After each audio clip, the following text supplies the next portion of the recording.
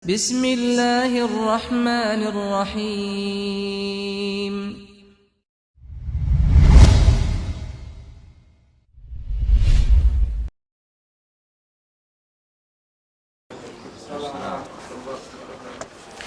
الحمد لله على إحسانه والشكر له على توفيقه وامتنانه.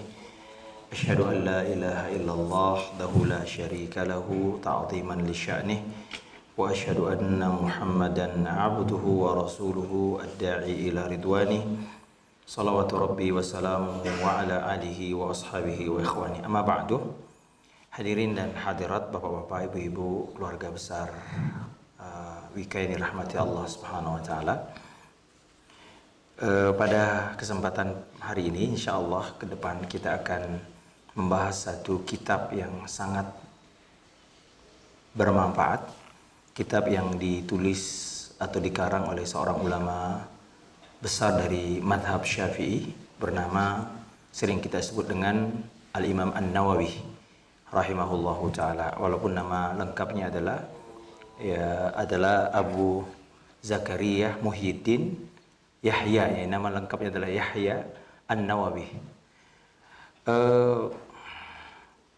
Beliau lahir di kira-kira tahun ke 6630-an, saya agak lupa.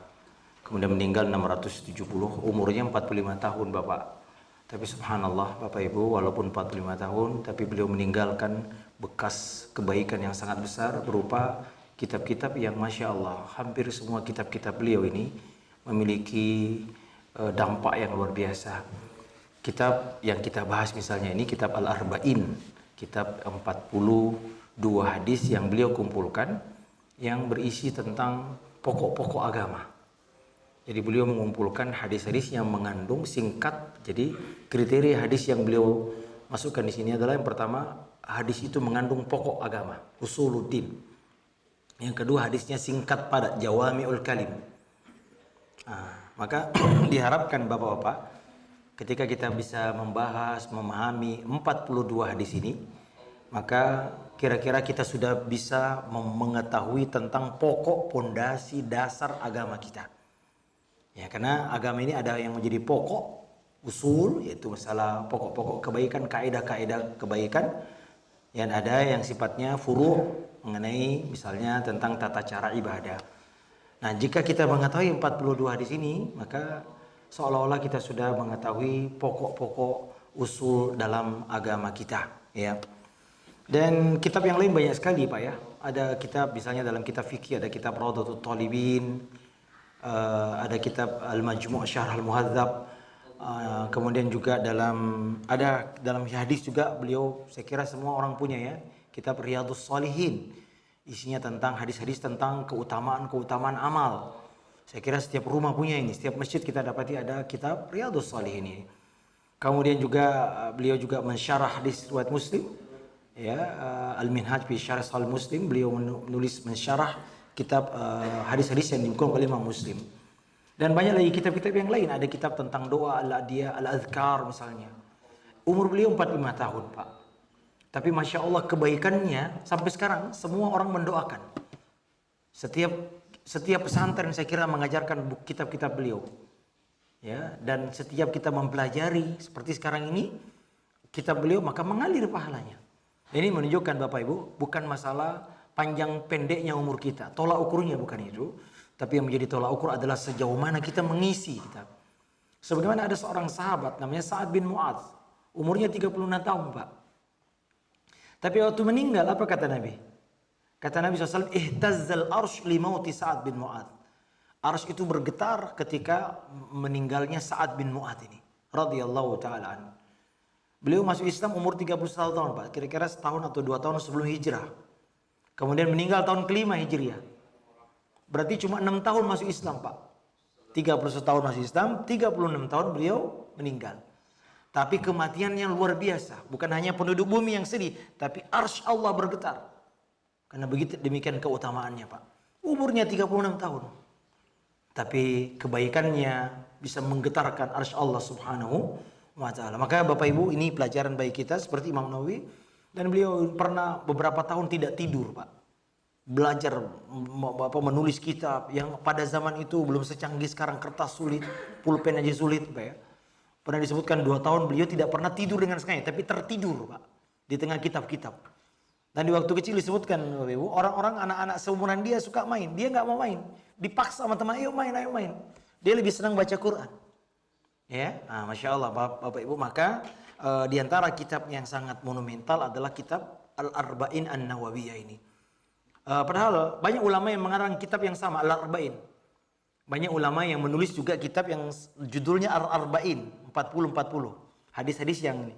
Tetapi yang monumental dan sampai sekarang masih dipakai adalah kitab beliau ini. Kata sebagian ulama, ini menunjukkan keikhlasan. Karena ada kaidah mengatakan makana lillahi yadum. Apa-apa yang karena Allah itu langgeng, Pak.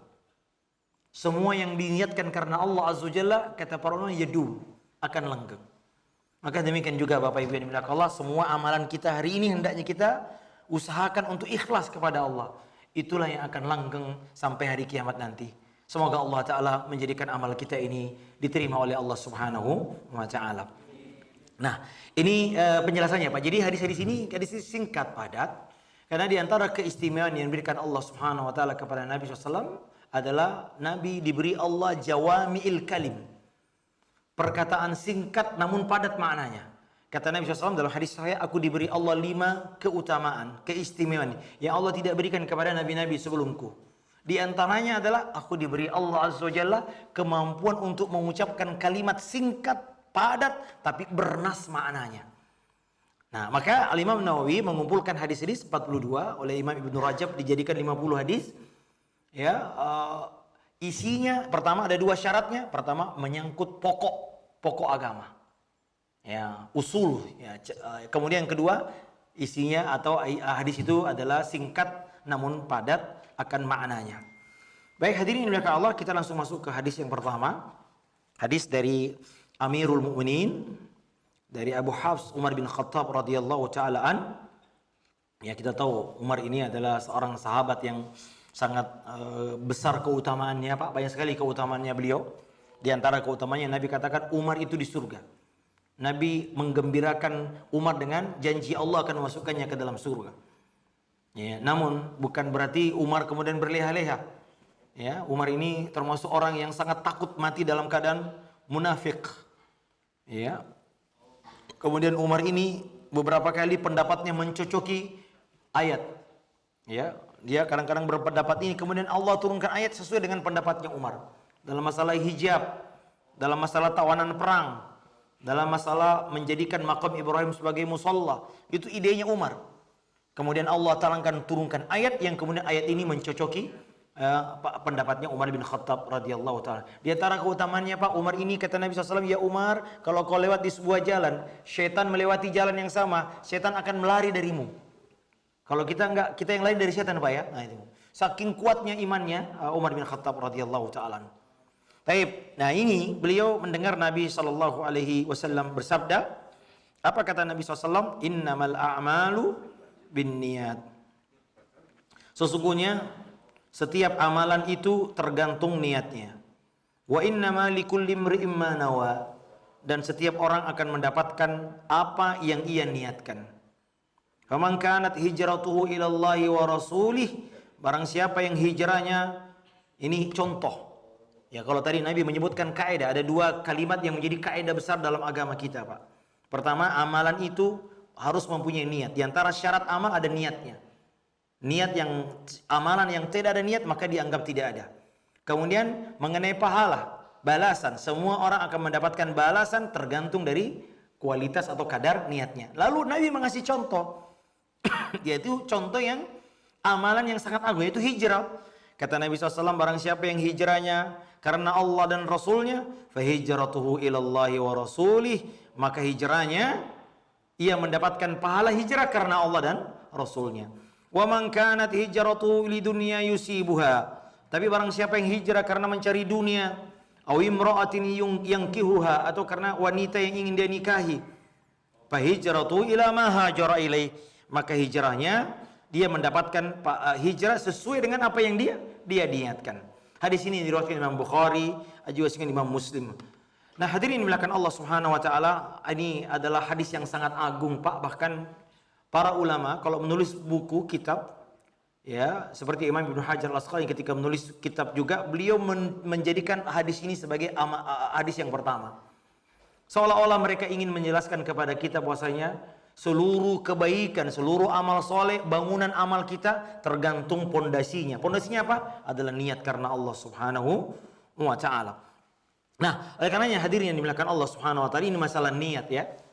Niat ini, Masya Allah Bapak Ibu, adalah kata para ulama ya, tijaratul ulama. Niat itu adalah perdagangannya para orang-orang berilmu. Ya. Kenapa tidak ikhwan? Karena niat ini ya, amalan kita tergantung niatnya. Subhanallah. Makanya para ulama mengatakan tijaratun niat, perdagangan niat adalah perdagangan ulama, orang yang berilmu. Maksudnya bagaimana? Memperhatikan niat, maka dengan niat kita akan meraih pahala sebanyak-banyaknya. Maka diantara metode agar kita bisa meraih pahala, sebagaimana kita dagang, Pak, kita mau untung, toh? Bagaimana cara meraih untung yang banyak dalam masalah pahala? Adalah kita memperbaiki niat kita. Lalu kemudian memperbagus niat kita, lalu kemudian memperbanyak niat kita. Maka karena apa? Pahala sesuai dengan kadar dan banyaknya niat kita. Nah, seperti misalnya Bapak Ibu, kita duduk di sini. Bapak Ibu datang ke masjid ini, kalau jangan satu niat, Pak. Harus perbanyak niat karena multi niat, multi pahala. Apa yang Bapak niatkan ke sini? Pertama, tentu ingin melaksanakan perintah Allah. Kemudian juga Pak niatkan untuk menghilangkan kebodohan. Ya, niatkan juga untuk mencari ilmu sebagaimana hadis yang disebutkan oleh Al-Ustaz Al-Fadil tadi, bahwasanya ilmu itu adalah jalan menuju surga. Surga itu ada 3, Pak. Tahu jalannya, punya pintunya, dan punya kuncinya. Cuma itu 3 syarat masuk surga. Kita harus tahu jalannya. Ya, bagaimana cara mencari jalan surga? Nabi mengatakan yaitu menuntut ilmu syar'i. Ya, kemudian yang kedua harus punya pintunya. Apa pintunya? Amal soleh. Kita kalau berilmu tanpa amal gimana? Tapi kalau punya pintunya nggak punya kuncinya, apa kuncinya? Niat ikhlas karena Allah Azza wa Jalla. Semua amalan kita kalau nggak ikhlas, Pak, nggak diterima oleh Allah Subhanahu wa taala. Nah, oleh karenanya Bapak Ibu ya, kemudian niat bersilaturahmi, bukan silaturahmi, niat untuk menjalin ukhuwah, kita ke masjid ingin menjalin ukhuwah, atau niat untuk itikaf, atau niat meninggalkan maksiat. Mungkin kalau kita di luar masjid, mungkin kita melihat ini, maka kita berniat. Jadi banyakin niat yang baik, maka semakin banyak pahala kita. Makanya perdagangannya para ulama di niat, Pak. Maka para ulama mengatakan hadis ini mengandung sepertiga ilmu, Pak. Siapa yang mempelajari niat, maka seolah-olah dia sudah mempelajari sepertiga dari ilmu agama ini. Karena amalan itu terdiri 3. Ada amalan hati, ada amalan lisan, ada amalan anggota badan. Dan amalan hati ini yang niat. Makanya hadirin yang dimuliakan Allah Azza wa Jalla, siapa orang yang paling terbaik di umatnya Nabi Muhammad SAW, Pak? Abu Bakar. Tapi kata para ulama, Abu Bakar lebih baik dari semua umat Nabi Muhammad. Bahkan ada ulama yang mengatakan seandainya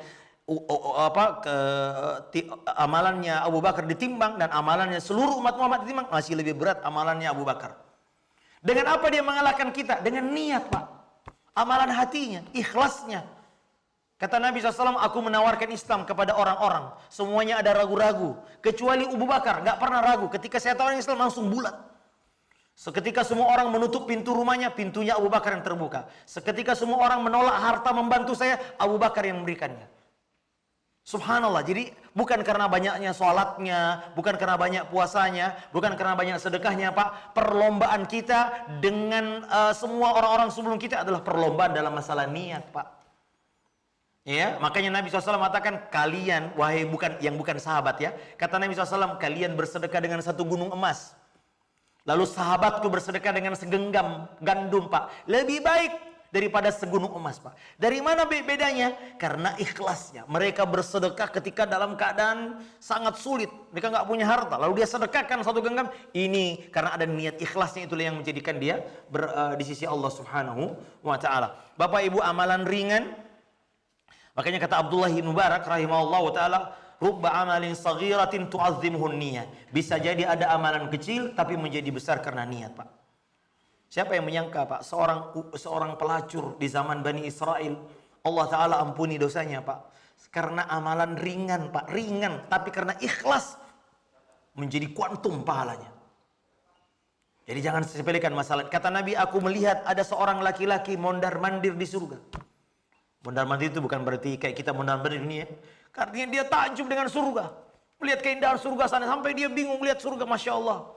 Apa kata Nabi? Karena dia masuk surga karena menyingkirkan sebuah pohon dari jalanan. Ada pohon tumbang, lalu orang lalu lalang di situ terhalang karena itu, lalu dia singkirkan. Mungkin Bapak lihat, oh kok cuman bisa, kita kata ulama karena keikhlasannya. Bisa jadi Pak, ada amalan ringan yang kita lakukan itu menjadi sebab kita masuk surga. Kenapa? Karena ikhlasnya. Bisa jadi juga kata Abdullah bin Mubarak, rubba amalin kabirah, bisa jadi amalan yang besar menjadi tidak ada gara-gara niatnya yang salah. Abu Hurairah radhiyallahu taala mendengar sebuah hadis dari Nabi SAW. Hadis yang sangat agung Pak. Kata Nabi, awwalun nas yuqda yaumal qiyamah. Orang yang pertama kali dihisab, diadili. Kemudian yang pertama kali masuk neraka sebelum penyembah berhala, kata para ulama. Siapa mereka? Didatangkan orang yang mati di medan perang Pak, mati syahid. Ditanya oleh Allah, apa yang kau lakukan? Ustushhidtu ya Rabb, qataltu fi sabilik. Aku berjuang di jalanmu, aku mati dalam syahid. Kata Allah, kau berdusta, kadzabta. Kau melakukan itu liyuqalu laka jari, agar kau disebut pemberani. Coba lihat Pak, amalan besar, tidak ada nihil di sisi Allah karena dia berperang. Bayangkan perang Pak, mati syahid, amalan yang sangat agung Pak. Meninggalkan istri, anak, keluarga, mati mengangkat senjata, berperang Pak.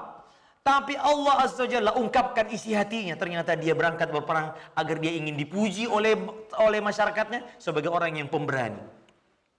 Kemudian datangkan orang-orang yang qari, alim. Apa yang kau lakukan? Saya mengajar agama, saya berceramah, saya berkhutbah, saya membacakan Quran kepada manusia. Kata Allah Azza wa Jalla, kau melakukan itu karena engkau ingin disebut alim. Kau melakukan karena disebut dengan qari. Liyuqalu laka alim. Maka kata Allah, tidak ada bagianmu di dunia. Seret orang ini masuk neraka. Perhatikan Bapak ya, amalan yang kita lihat Pak. Para ustadz-ustadz, coba lihat nih. Orang-orang yang Masya Allah Pak. Tapi di sisi Allah, ketahuan niatnya. Ini amalan besar tapi niatnya keliru Pak, niatnya rusak. Kata para ulama, dia masuk surga, dia masuk neraka duluan sebelum penyembah berhala. Ini masalah niat luar biasa Pak. Padahal kalau kita lihat zahirnya Pak, nih Masya Allah, qari, ustaz, dia bacakan ayat, dia berceramah di depan orang, tapi dia rusak niatnya, dia melakukan itu semua karena ingin mendapatkan sebutan di tengah-tengah masyarakatnya. Kemudian yang ketiga siapa Pak? Orang yang banyak bersedekah. Ditanya oleh Allah, apa yang kau sudah lakukan dengan hartamu? Saya bersedekah di jalanmu. Tidak ada satupun jalan kebaikan kecuali aku bersedekah ya Rabb. Kata Allah, kadzabta, kau berdusta. Sesungguhnya engkau melakukan semua itu liyuqalu laka jawad, agar kau disebut dermawan Pak. Lagi-lagi Allah perintahkan masuk neraka.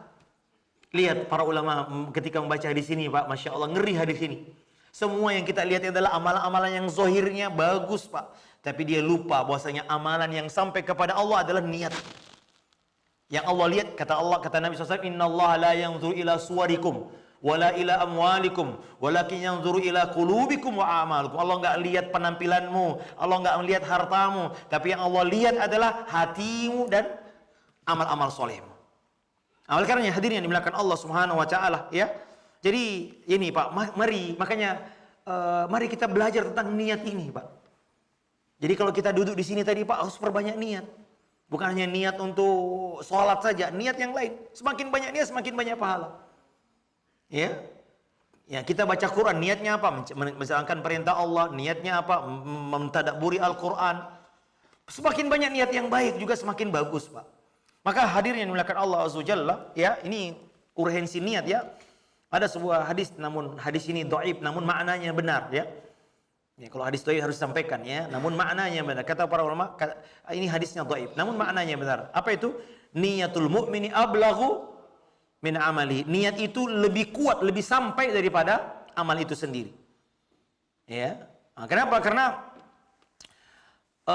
lihat ini dari sisi mana perdagangan. Apa sih niat itu, Pak? Niat itu azmul qalbi, kehendak hati untuk melakukan sesuatu. Untuk melakukan sesuatu dengan sadar, itu namanya niat, Pak. Jadi ada kehendak, ada keinginan, yang itu adalah di hati, tempatnya di hati, untuk melakukan sesuatu dengan sadar, baik itu kebaikan maupun keburukan. Ya, Maka Bapak Ibu, di dalam niat ini banyak sekali sisi yang bisa membuat amalan kita itu berlipat-lipat. Ya.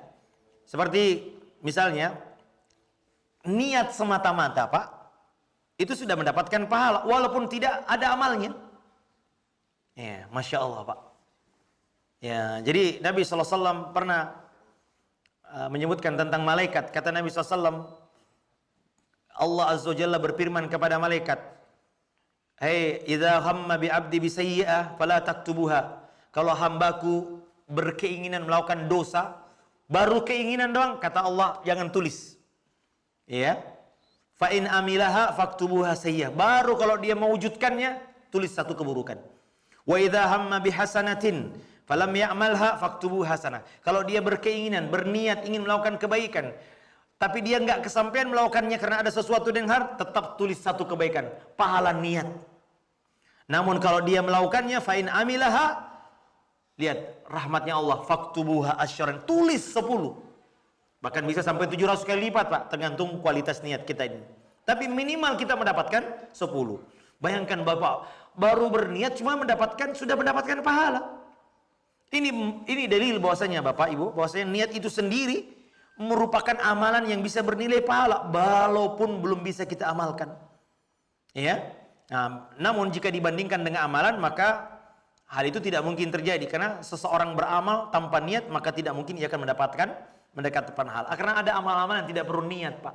Seperti makan, minum, mandi. Ya, namun kalau dia diniatkan ibadah, dia jadi dapat pahala. Subhanallah. Nah, di sini amal-amal di sini yang dimaksud adalah amal yang bernilai ibadah di sisi Allah Subhanahu wa taala. Sisi lain kenapa urgensi niat ini kita pelajari Bapak Ibu tentang tadi perdagangan ini? Karena hati adalah raja dan amal soleh adalah prajurit. Ya, tentu Bapak Ibu kita katakan amalannya raja dengan amalannya prajurit beda atau tidak, Pak? Beda. Ya, makanya Bapak Ibu yang dimuliakan Allah Subhanahu wa taala, ya, sebagai ulama mengatakan ini kaidah, Pak. Amalan hati lebih tinggi nilainya daripada amalan badan, Pak. Subhanallah, Pak. Bahkan ada seorang laki-laki yang Nabi SAW mengatakan ini penduduk surga. 3 hari berturut-turut Nabi katakan ini penduduk surga. Maka seorang anak muda mengikuti sampai ke rumahnya, bermalam di rumahnya, ingin tahu apa rahasia amalan laki-laki ini. Ternyata, Pak, singkat cerita, ditanya, apa amalanmu sehingga Nabi menyebutmu penduduk surga? Dia bilang, nggak ada kecuali yang kau lihat. Kau kan nginap di sini 3 hari. Amalanmu, dia cuma berzikir tiap malam, sebentar lalu tidur lagi. Nggak ada amalan yang istimewa. Cuman dia ingat-ingat apa ya? Dia bilang, aku tuh tak pernah dengki. Aku nggak pernah ahsudu. Aku nggak pernah hasad kepada nikmat yang Allah berikan. Ini yang berat. Kata Abdullah bin Amr bin Al-As yang sahabat ini, hadzal ladzi balagh. Ini yang membuat engkau sampai pada derajat itu. Wahyal lati la nutiq. Dan ini yang menjadi berat bagi kita. Kata para ulama, lihat bagaimana amalan hati bisa membawa seorang masuk surga. Itu apa? Amalan tidak iri, membersihkan hati dari kedengkian. Ini yang bisa membuat orang masuk surga Allah Subhanahu wa taala. Di antaranya, Pak, ada seorang wanita hitam datang kepada Nabi SAW, ya Rasulullah, aku terkena penyakit ayan. Tolong doakan saya sembuh. Kata Nabi, kalau kau bersabar dengan penyakitmu, kau akan masuk surga. Tapi kalau kau mau, ya saya doakan. Kau pilih mana?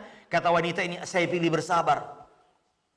Maka Nabi katakan, kau masuk surga kalau begitu. Lihat, amalan apa itu, Pak? Amalan sabar. Amalan sabar adalah amalan hati. Nah, maka Bapak Ibu yang dimuliakan Allah Subhanahu wa taala, ya.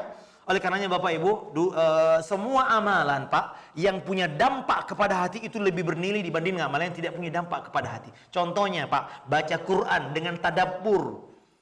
Dua ayat lebih baik daripada 2 juz tapi tidak ada tadabburnya. Semua amalan-amalan kebaikan, Pak, yang punya dampak kepada hati lebih tinggi nilainya di sisi Allah Azza wa Jalla. Salat 20 rakaat dengan salat 2 rakaat yang khusyuk, dia menghayati maknanya, bacaannya, hadir hatinya ketika salat, lebih baik daripada 20 rakaat tanpa kehadiran hati. Nah, maka Bapak Ibu yang dimuliakan Allah Subhanallah. Jadi ini. Kemudian sisi yang lain, Bapak Ibu, seseorang kalau sudah berusaha beramal namun ternyata gagal karena ada uzur, maka dia tetap mendapatkan pahala. Pahala amal sempurna selama niatnya baik. Pahala amal sempurna selama niatnya baik. Seperti misalnya kata Nabi SAW, dunia ini milik 4 orang. Pertama, orang yang punya harta dan dia punya ilmu. Ini yang paling top, Pak. punya harta dan punya ilmu. Dan ilmunya ini yang membuat dia bertakwa kepada Allah Azza wa Jalla. Hartanya digunakan untuk kebaikan. Yang kedua, ini luar biasa Pak. Orang ini punya ilmu tapi nggak punya harta, tapi dia punya niat ingin seperti yang pertama. Kata Nabi, pahalanya sama dengan yang pertama. Padahal tidak punya harta, dia punya niat keinginan. Lihat hebatnya niat Pak. Subhanallah. Ya, dia nggak benar bersedekah. Dia nggak punya harta Pak, tapi dia punya pelihara niat yang baik. Saya kalau punya harta ingin seperti si dia juga. Nah, makanya juga kalau itu amalan baik, kalau amalan buruk lebih-lebih Pak. Kata Nabi yang ketiga, orang yang punya harta tapi tidak punya ilmu. Hartanya dia pakai untuk bermaksiat. Ini orang yang buruk. Tapi yang ada yang lebih buruk Pak, orang yang keempat, orang yang nggak punya harta dan juga nggak punya ilmu, tapi dia punya niat kalau punya uang pengen seperti yang ketiga, pengen bermaksiat. Kata Nabi, mereka dalam dosa sama. Dari mana bisa kita lihat dosanya sama? Karena niatnya yang sama. Lihat bagaimana niat ini Pak, Masya Allah Bapak Ibu. Ya, mungkin kita tidak bisa seperti saudara-saudara kita yang punya kekayaan. Mungkin kita tidak bisa seperti orang-orang yang suka bersedekah. Tapi Pak, pelihara niat yang baik. Saya ingin seperti dia kalau punya uang. Saya juga ingin bersedekah, saya ingin haji seperti dia. Bapak-bapak, pahala sempurna mendapatkan. Bukankah ini Bapak Ibu perdagangan yang luar biasa Pak? Itulah masalah niat Pak. Makanya Bapak Ibu, Masya Allah, ulama banyak menyuruh kita mempelajari masalah niat ini Pak. Sampai tadi ulama katakan mempelajari niat sepertiga ilmu. Subhanallah. Kemudian juga Bapak Ibu, seperti misalnya kita kalau sakit, ya, lalu kita nggak bisa melakukan amalan sebagaimana biasanya, kata Nabi, kutiba lahu mithlu ma kana ya'malu muqiman sahihan. Ia tetap mendapatkan pahala amal sebagaimana waktu dia sehat. Subhanallah Bapak Ibu. Namun para ulama membedakan dengan orang yang rutin dengan orang yang tidak rutin Pak. Ada orang yang rutin sholat malam, kemudian dia uzur Pak, dia sakit, dia tidak sholat malam, dia mendapatkan pahala sempurna. Tapi kalau ada orang yang nggak rutin, tiba-tiba pengen sholat malam, lalu kemudian tertidur Pak, kira-kira dapat apa nih Pak? Dapat pahala nggak? Dia pengen sholat malam, tiba-tiba dia ketiduran gara-gara nonton bola Argentina lawan ketidur, waduh udah jam berapa, padahal pengen sholat malam. Dapat apa kira-kira Pak? Dapat pahalanya saja Pak, pahala niatnya, afwan. Kalau yang tadi pahala amalnya sempurna. Kalau Bapak biasa sholat malam suatu ketika karena sakit, masuk ICU gak sadar, argonya jalan Pak, argonya tetap jalan. Walaupun Bapak lagi sakit, karena ada niat ingin melakukannya. Seperti yang kita kemarin terjadi pandemi Pak. Berapa tahun kita nggak sholat di masjid? Bukan berapa tahun, berapa bulan Pak. Bapak yang rajin ke masjid Pak, jangan khawatir, Bapak tetap mendapatkan pahala sempurna sholat berjamaah. Kenapa? Tidak ada yang menghalangi Bapak kecuali uzur, tapi ada niat ingin sholat. Dan kecuali orang-orang yang selama ini nggak pernah sholat berjamaah, lalu kemudian pengen sholat berjamaah, dilarang. Dia hanya mendapatkan pahala niat, tapi tidak mendapatkan pahala sempurnanya amalan itu sendiri. Nah, Masya Allah Bapak Ibu lihat nih, demikian misalnya amal-amal yang lain, orang yang biasa sholat rawatib, biasa berbuat baik kepada tetangganya, berbakti kepada orang tuanya, namun suatu ketika dia sakit, dia nggak bisa melakukan semua ini, atau dia melakukan safar, dia tidak mampu melakukan itu, tapi karena niatnya terus ada, dia mendapatkan pahala semua itu sempurna, walaupun dia sedang uzur. Inilah hebatnya niat Bapak Ibu yang dimuliakan Allah Subhanahu wa Ta'ala. Kemudian misalnya lihat di sini, misalnya Nabi SAW mengatakan ada sahabat kita, dia tidak ikut perang tapi dia mendapatkan pahala seperti kalian. Kata sahabat, kok bisa? Kata Nabi, dia sudah beruzur, dia sudah berniat namun ada uzur, tapi dia mendapatkan pahala seperti kalian. Nah, ini hadirin yang dimuliakan Allah Subhanahu wa Ta'ala. Di sini, hadis ini ada dua kalimat yang sangat agung Pak. Innama al-a'malu bin niat. Innama itu kalau dalam bahasa berfungsi sebagai al-hasr, membatasi. Jadi kalau kita terjemahkan hanyalah. Al-a'malu ini semua amal-amal. Di sini Nabi menyebutkan tidak, ini seluruh amal, amal hati, amalan badan, amalan lisan. Ini jenis amalan Pak ya. Kemudian bin niat, tergantung niatnya. Kalimat ini mengandung makna bahwasanya syarat amalan itu harus ada niat Pak. Maka Bapak Ibu yang dimuliakan Allah, niat ini sesuatu yang sangat penting untuk kita selalu hadirkan dalam segala. Karena amalan itu ada atau tidaknya, rusak atau baiknya tergantung niatnya. Tidak ada amalan terkecuali ada niat Pak. Maka Masya Allah Bapak Ibu, bisa jadi ada dua amalan yang sama tapi pahalanya berbeda. Misalnya Bapak Ibu, contohnya 2 rakaat sebelum subuh sama 2 rakaat subuh, secara zahir sama Pak.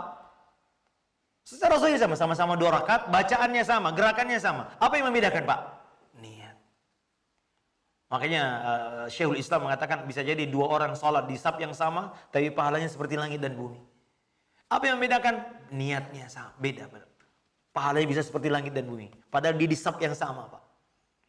Nah, oleh karenanya Bapak Ibu yang dimuliakan Allah Subhanahu wa taala, sama seperti sekarang ini kita duduk dengar pengajian, tentu bertingkat-tingkat pahala kita, tergantung niatnya.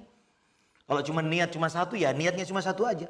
Tapi semakin banyak niat, maka semakin, dan niat itu keikhlasan juga bertingkat-tingkat, Pak. Ada yang 50% ikhlas. Ada yang datang ke masjid mungkin karena ya daripada di luar, lebih baik di sini adem. Niatnya cuma ngadem, Pak. Ya, dia dapat apa-apa, Pak. Kalau ada niat memang ingin mencari ilmu, Pak, itu tentu berbeda-beda setiap manusia. Nah, Bapak Ibu, di sini ini kalimat ini bahwasanya niat itu harus ada dalam setiap amalan. Nah, niat itu dibagi 2 oleh para ulama, Pak. Ada yang pertama adalah niatul amal. Yang kedua namanya niatul al-ma'mulu lahu. Niat amal itu niat untuk amalnya itu. Nah, ini yang dibahas dalam kitab-kitab fikih misalnya. Nah, makanya Bapak-bapak sering lihat tuh kalau dalam suatu ibadah tentu ada namanya niat. Nah, ada khilaf ulama apakah niat ini syarat ibadah atau rukun ibadah. Ada khilaf, Pak, ya. Kalangan Syafi'iyah mengatakan ini rukun. Makanya Bapak lihat, Pak, rukun salat. Apa yang pertama? Niat. Tapi di sebagian mazhab rukun salat langsung takbiratul ihram. Niat itu dianggap syarat. Ada khilaf yang sangat kuat di antara para ulama. Namun penting. Kalau menjadi syarat, niat dua-duanya penting. Nah, untuk apa niat ini? Niat amal ini yang pertama untuk ya ta'yin, untuk membedakan suatu amal. Karena kadang-kadang, Pak, ada amalan yang zahirnya sama tapi beda kedudukannya. Puasa, Pak, sama tapi satu sebagai qada Ramadan, yang satu puasa sunnah. Nah, kemudian juga, Pak, niat ini untuk membedakan antara ibadat dan kebiasaan, Pak. Bahwa ada amal-amalan yang sifatnya adat tapi dia bisa berubah bisa menjadi ibadat. Seperti mandi janabah dengan mandi biasa sama bentuknya. Cuman yang membedakan adalah niatnya. Kemudian yang kedua, Bapak Ibu, adalah niat sebagai untuk siapa. Dan ini yang paling penting, Pak, dibanding yang pertama, yaitu ikhlas karena Allah Subhanahu wa taala. Nah, ini yang biasa dibahas dalam kitab-kitab tazkiyatun nafs.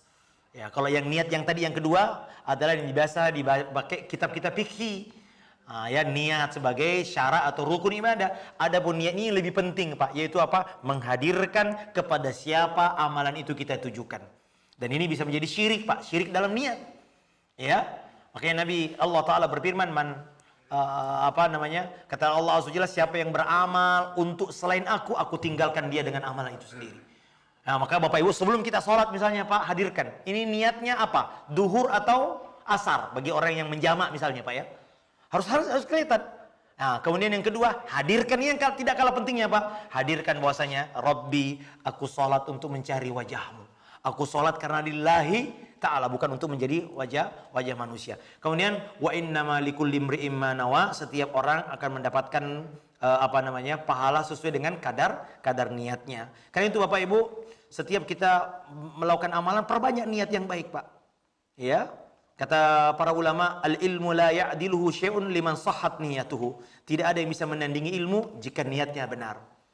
Ya, juga beliau mengatakan yanwi raf'ul jahli an nafsi wa an ghairihi. Tentang bagaimana niat yang benar, beliau mengatakan beliau berniat menghilangkan kebodohan dari dirinya dan menghilangkan kebodohan dari orang lain. Subhanallah, Bapak Ibu, ini ya. Kemudian juga tentu membiasakan hati untuk berniat kebaikan meski tidak bisa melakukannya. Ya, Bapak Ibu, hendaklah, kata Nabi SAW, barang siapa yang berniat mati syahid dengan benar, Allah Ta'ala akan catat dia mati syahid walaupun dia mati di atas kasurnya. Masya Allah, ini lihat luar biasa. Jadi selalulah Bapak Ibu minta kepada Allah agar selalu punya keinginan-keinginan baik. Ingin umrah, ingin haji, ingin bangun masjid, ingin bangun pesantren, ingin hajikan orang tua. Semua ingin menyenangkan istri, ingin poligami. Oh, jangan kalau itu ya. Langkahi dulu mayat istri kita ya. Kemudian niat yang baik-baik, Pak, semua kebaikan. Niat ingin bersedekah walaupun belum punya kemampuan sekarang, tapi niat dulu, Pak. Karena di situ pasarnya kebaikan, Pak. Dengan niat ini, Pak. Apa susahnya sih niat, Pak? Cuma niat doang, Pak, ya. Coba Nabi SAW mengatakan, barang siapa yang mau meninggal di Madinah, berniatlah meninggal di Madinah. Karena aku akan. Biasanya kalau sudah berniat, Pak, Allah mudahkan. Saya mungkin menutup ini. Kata Nabi, ada seorang syekh bercerita. Ada seorang supir Indonesia, Pak, dia pengen sekali meninggal di Madinah. Karena sudah berapa tahun nggak pulang-pulang, disuruh sama majikannya pulang ke Indonesia, dibeliin tiket. Hari ketika dia mau pulang, Pak, meninggal di kamarnya. Ternyata Bapak Ibu, dia jujur ingin berniat, ingin meninggal di Madinah. Dan dimakamkan di Madinah. Ini kisah seorang syekh yang punya supir orang Indonesia. Makanya Bapak, perbanyak niat-niat yang baik Bapak Ibu. Karena dengan ini Allah Subhanahu wa taala, lihat, ada seorang laki-laki berperang, dikasih rampasan perang, kata, "Ya Rasulullah, aku berperang bukan untuk ini, tapi agar aku meninggal dunia, agar aku dipanah di sini sampai sini." Ternyata Bapak Ibu, tidak lama kemudian perang berlanjut, dia diketahuan Pak, didapatkan dia meninggal dalam keadaan seperti yang dia tunjuk seperti itu. Nabi mengatakan kalau niatnya benar, dia akan mendapatkan itu semua. Ternyata betul Bapak Ibu. Maka Bapak Ibu yang dimuliakan Allah Subhanahu wa taala, ya. Kemudian Nabi mencontohkan hijrah, Pak. Pamankanat hijrah ini amalan yang besar, Pak. Karena berpindah, hijrah itu ada berpindah dari negeri Islam, negeri kafir ke negeri Islam. Ya, atau hijrah dari dosa kepada kebaikan. Itu bisa, ya. Apapun hijrah kita Bapak, ini berat sekali. Namun kalau karena Allah dan Rasulnya, Masya Allah kita akan mendapatkan kebaikan karena Allah dan Rasulnya. Namun kalau hijrah kita, hijrah dari ini, hijrah ini hanya karena mengikuti tren pasar, atau karena ada dunia, atau dapat ada bisnis yang kita dapatkan, atau mungkin karena ada wanita yang kita ingin nikahi, maka dia tidak mendapatkan apa-apa kecuali setelah yang dia niatkan itu semuanya. Sama seperti kita bekerja ini Pak. Bapak Ibu sungguh, Masya Allah Bapak Ibu, Nabi mengatakan ada 4 jenis dirham. Untuk membebaskan budak, untuk fisabilillah, untuk anak yatim, untuk istri dan anak-anak kita. Kata Nabi, a'azamuha ajran, yang paling banyak pahalanya adalah nafkah untuk istri Pak. Maka Bapak Ibu sebelum kita berangkat kerja, kita niatkan karena Allah Pak.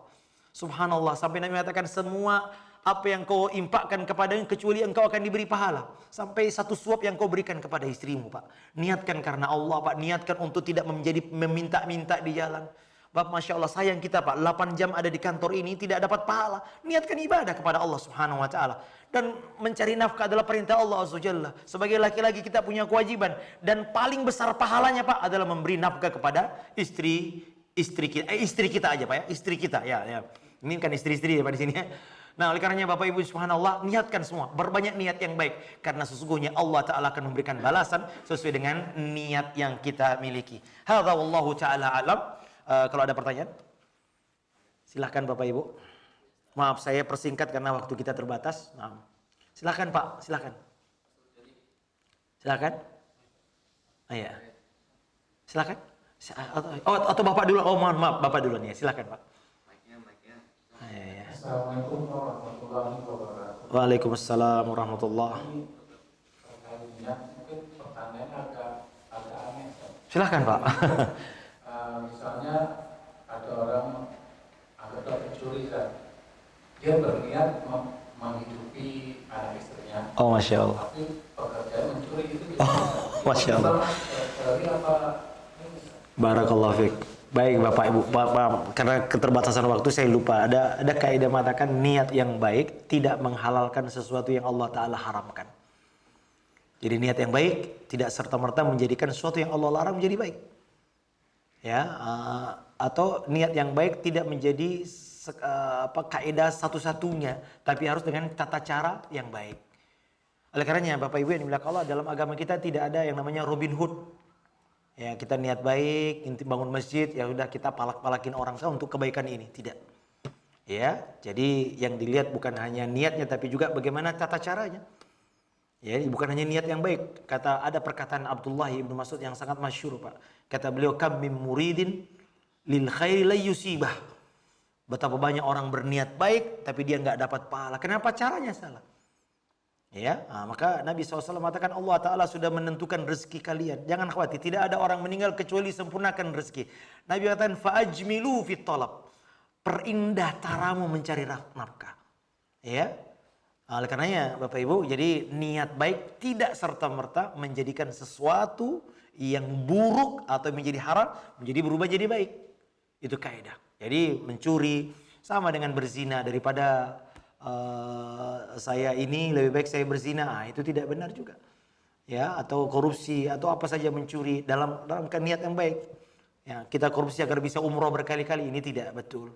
Niat yang baik tidak serta-merta menjadikan sesuatu yang haram menjadi baik. Wallahu taala alam bisawab.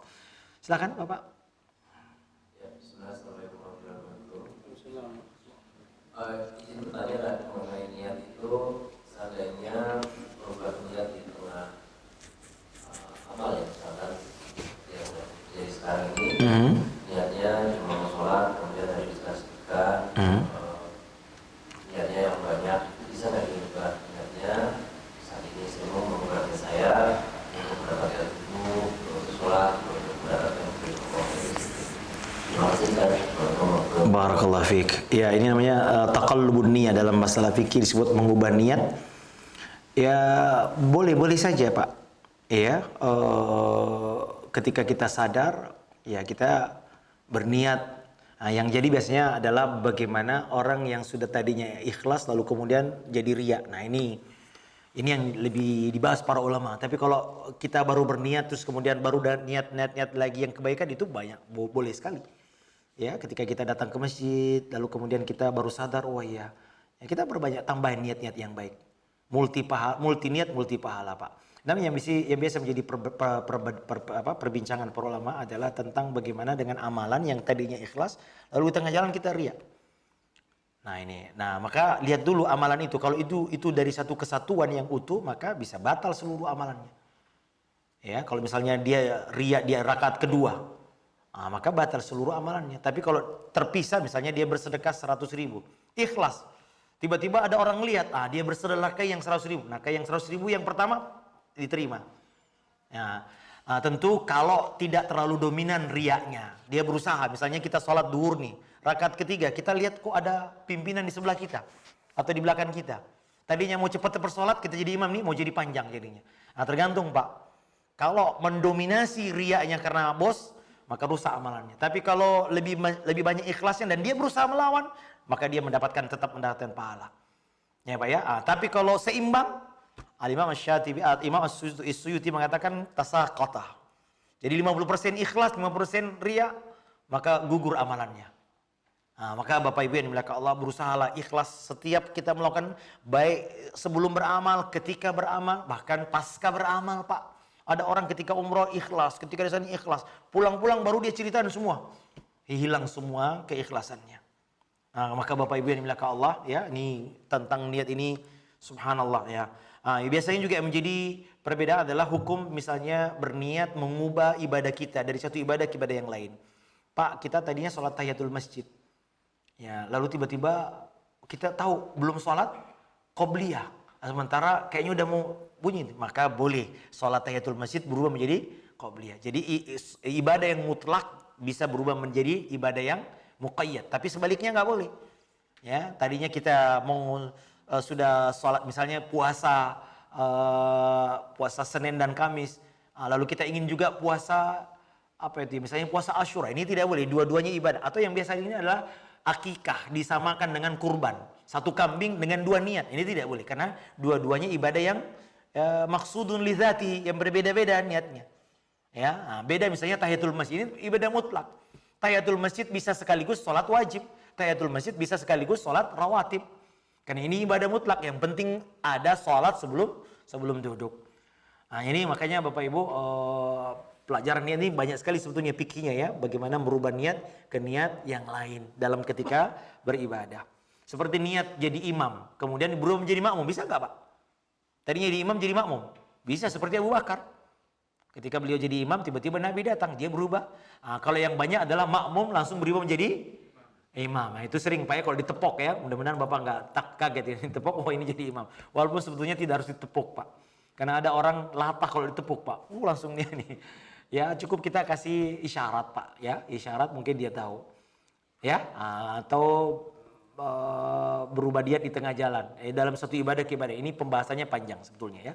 Tapi intinya Bapak Ibu, hendaknya kita menjaga dua niat tadi ini Pak. Terutama niat tentang karena Allah Subhanahu wa taala, karena inilah yang sampai kepada Allah Subhanahu wa taala. Baik, masih ada waktu Ustaz? Masih ada waktu? Khalas, nah intahal waktu. Baik, Bapak Ibu, ini hadis yang pertama, hadis tentang niat Pak ya.